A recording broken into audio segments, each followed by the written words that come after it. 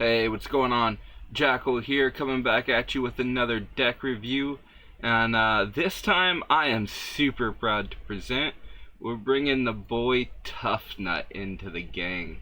He is super fun to play and to play against. Him being an IP3 hero definitely has its drawbacks, but he's very, very, very good at what he does, and he, believe it or not, acts more as a fatigue deck than anything else. So if you don't know what Toughnut does, Toughnut states as a revered brute hero. An instant speed, you can tap him, pitch the top card of your deck. If it has 6 or more attack, the crowd cheers you. So you're basically IP3 in your hand, but his ability makes him pitch the top of his deck for free and get cheered if it's a 6 or more, which we know brutes love 6s, right? So the other big piece of Toughnut brings in the rock. My personal favorite brute weapon. It is once per turn action for pay 3 attack, deal 7 damage.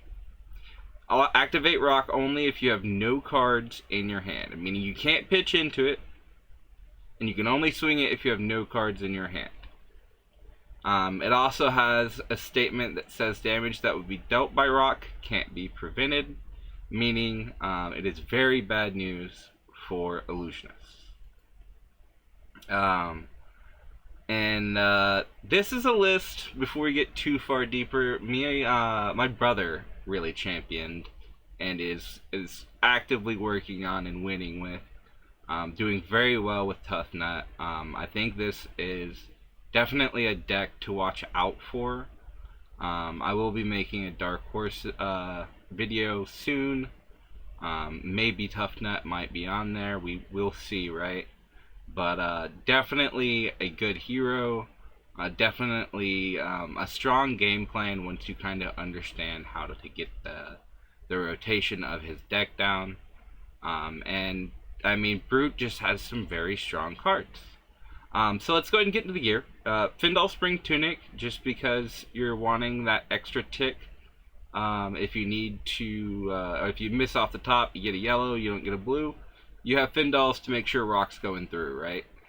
Gauntlet of Tyrannical Rex is just another way to make sure you can get more if you overpitch, basically.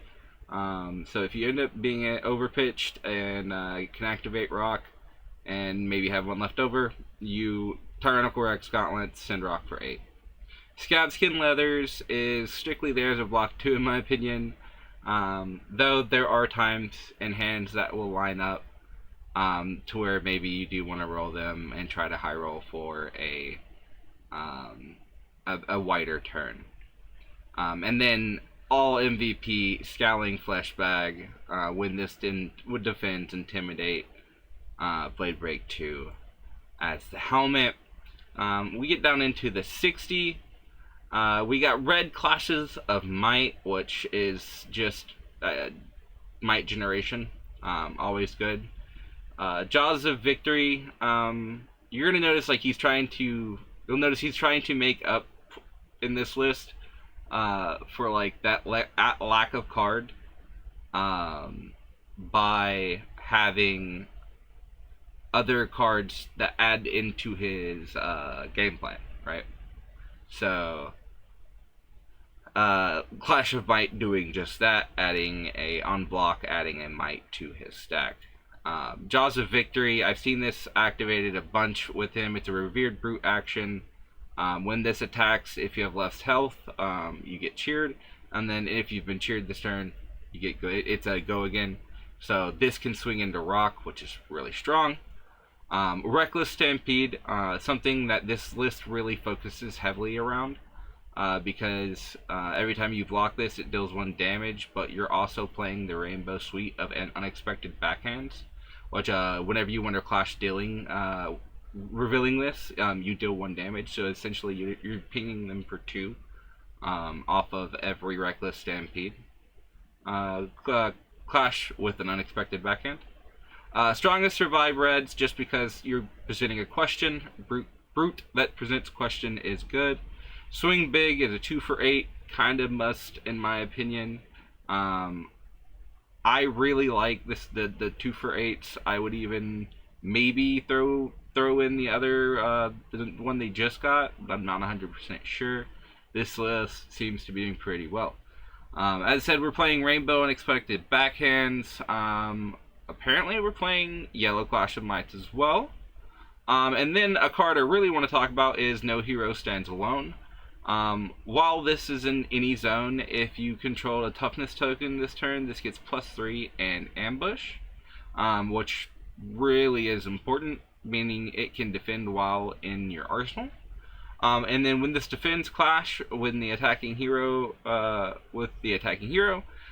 winner may choose an attacking or defending card to get -3 on the chain link, which is huge because it's basically you're hand trapping their attack down by -3 attack. Usually is what it's for. Song of Sinu, a lot of people would look at this just as, oh, I'm trying to buff. What this actually is for, yeah, it's an added ability if it buffs, but what you're trying to do is set up your top of your deck to where you never miss off of your Toughnut ability, or you can plan it to where you line up your tunic ticks, but basically you're just opting the top of your deck and resetting it. That way you have optimal Toughnut activations.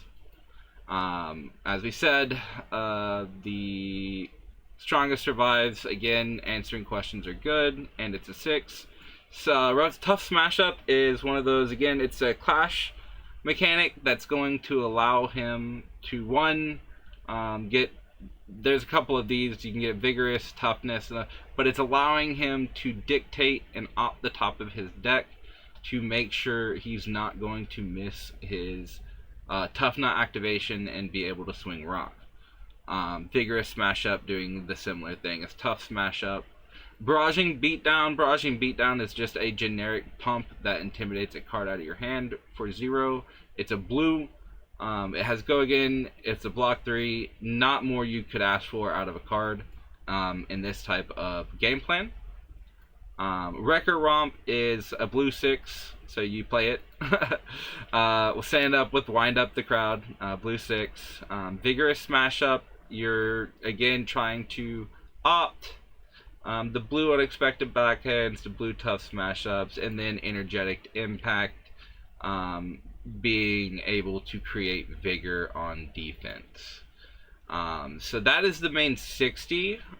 Very, again, centered around making sure you're not missing that Toughnut activation while being able to present or block out large amounts of damage.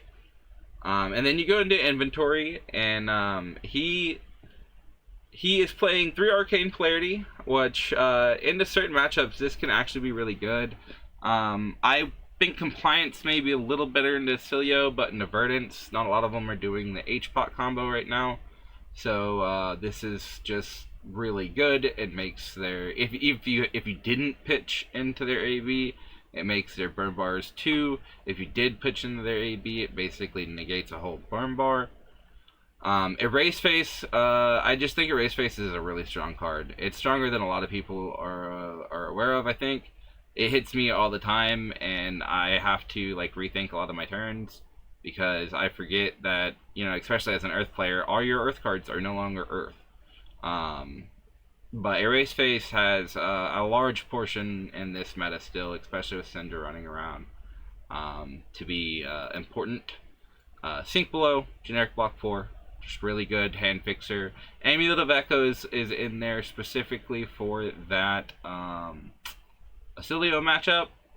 We're running 3 cheers. I personally think this should be the Numbskull, but that's something he's working on right now. He's tested with the cheers. He likes the cheers.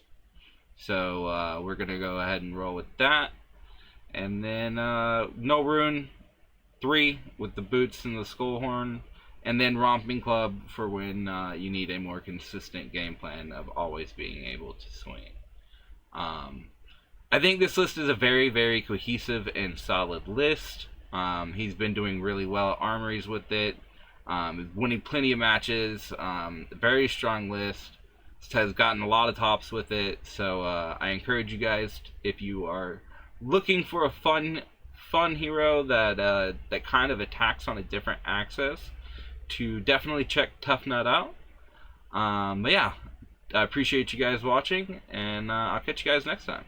Later.